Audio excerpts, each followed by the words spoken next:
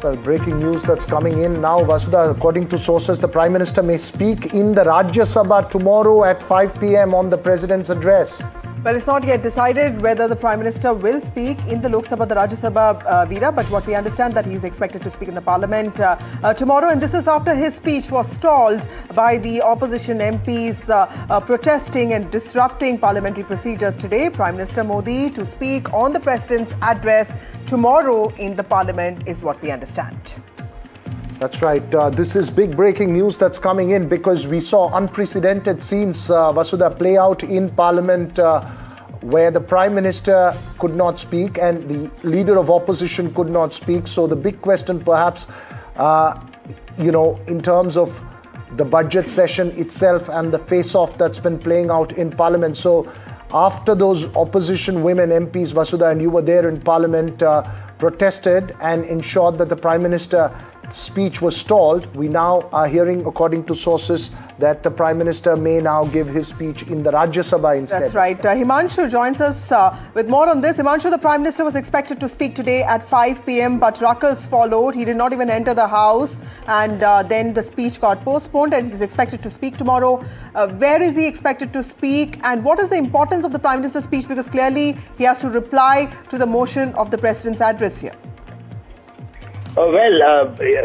In comparison to Lok Sabha, the debate in Rajya Sabha has been smooth so far.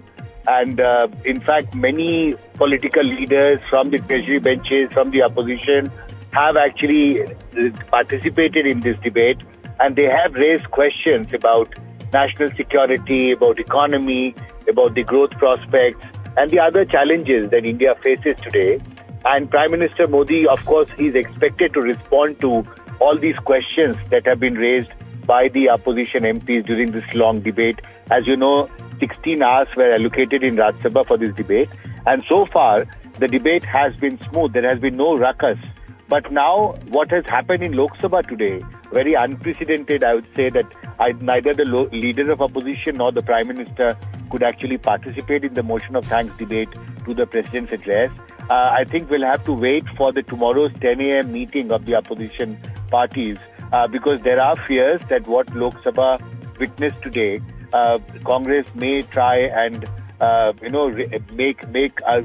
and stall the fact that Prime Minister Modi should not be allowed to speak because Rahul Gandhi... Important to also understand that in the Rajya Sabha, there were proceedings today. Mallikarjun Kharge, leader of the opposition, the Rajya Sabha Congress leader, did speak and he in fact talked about foreign policy and he in fact also claimed that the India-US trade pact could be detrimental for farmers. So I think the Rajya Sabha would be also in some ways a safer space for this logjam to break, isn't it, Veera? That's right. That could be one aspect of it. But then really about this session in Parliament, Himanshu and Vasudha, the question is if the leader of opposition cannot speak, the Prime Minister cannot speak, who do we hold responsible? Should there be collective responsibility?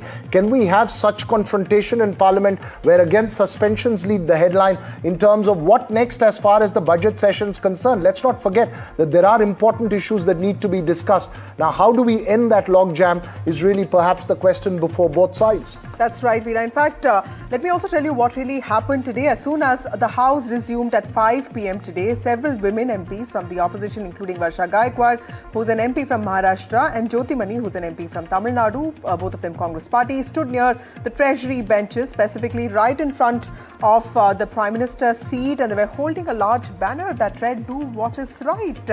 As soon as the proceedings started, the Speaker, Sandhya Ray, who was in the chair, adjourned the House. At that point, the Prime Minister had not arrived in the House. Several ministers urged the opposition women MPs to return to their seats, after which they went back. The opposition alleges that the Prime Minister is scared and running away from debate. That's right. Let's listen into the reactions that came in from Parliament. Of course, we'll head to our special guests and a special face-off this evening.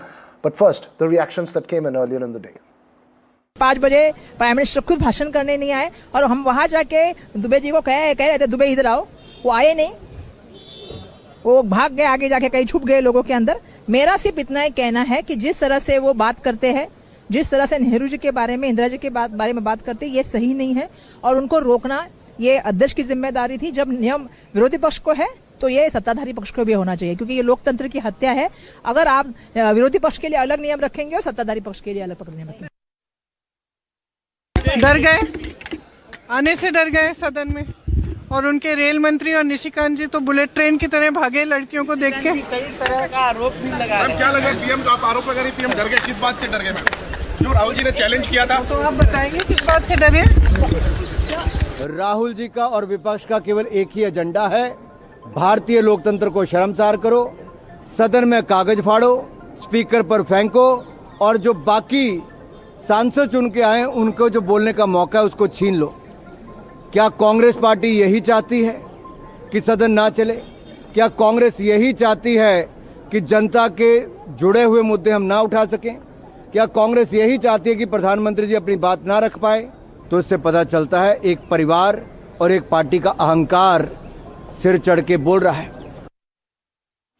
Well, joining us now is Dr. Vishnu Prasad of the Congress Member of Parliament. Sir, thanks very much for speaking to us. How do you see this whole thing playing out in Parliament? Who is to be held responsible for it? LOP can't speak, the Prime Minister can't speak. Who should be held responsible? Should there be collective responsibility for this? Sir, good evening. Parliament normally is called as the temple of democracy, where there is a dignified debates, public welfares are discussed. But unfortunately, in this parliament has become the puppet in the hands of Modi. The speaker, who is supposed to be the custodian of all of us, should be unbiased. But the behavior of the speaker was totally partisan. He was biased and one-sided.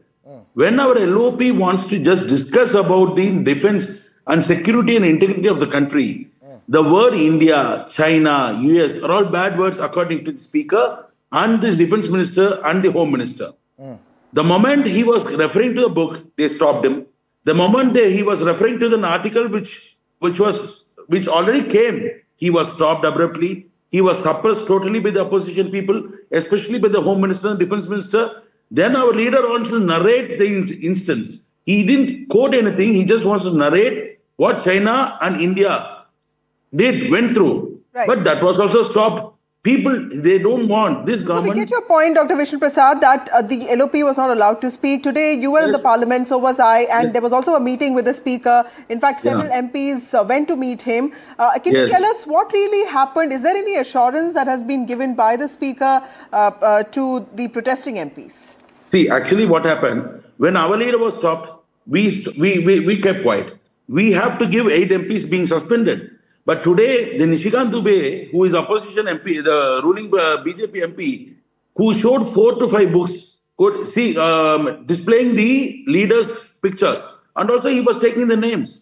So this is against the rule of 349(1), which they quoted yesterday. So we went and addressed this to the speaker, who is the custodian, because the chairperson was enjoying. The chairperson who was sitting there, he was, sorry, 1 minute. Yeah. The chairperson who was sitting there, he was enjoying it. The mic was on. There was no mute for him. They allowed for almost 10 minutes. Okay. Then abruptly, then they stopped the house. Then we went and addressed our problem. See, this is being totally unfair. Injustice is done. So we want this to be rectified. Course correction has to be done. So we appealed. All of us went and appealed to the speaker. Then speaker calmly said that, okay, we'll examine. Then finally he came and said that he has conveyed to the government. I don't know what the speaker has to take a call in this.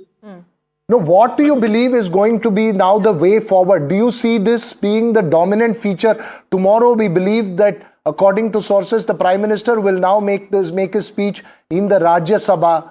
What do you believe is going to happen for the rest of the session? Is this face-off, which started off with quoting of General Narvane's book, excerpts from his book, going to dominate the rest of the budget session? Sir, it was only on the reply for one member's remark on patriotism. We didn't take. Our leader was categorically saying that he was not intentionally saying this, quoting this, but he was just responding to it. What is going to happen tomorrow or in the future entirely depends on the government and the speaker. We are very clear. We want justice. The speaker has to be unbiased and he has to be neutral. Why one rule for them and another rule for us? trusting. But Mr. Prasad, my question to you is, the country is also hoping to understand how the trade deal worked out. What are the ramifications going to be for the agricultural sector? There's so much business at stake here. It's a budget session, probably the most important session of the parliament. The opposition is also being accused of stalling very important parliamentary disruptions. How will you respond to those accusations? No, I only would like to say, see, agriculture is important, industries are important, employment is important, price rise, diesel, everything, all are important. We want to discuss badly. But the point is, security is of utmost importance for our country. Okay. But that when that is not being allowed, why this government is suppressing the facts? Then is that something really happened very badly and drastically that is going to affect our future? That is the question. And when the parliament itself, we cannot act as per the rules, then what will happen to the nation? All right, Is this okay. democracy or a king or a Hitler rule? All right, you seem to be bracing for a long-drawn confrontation on this issue.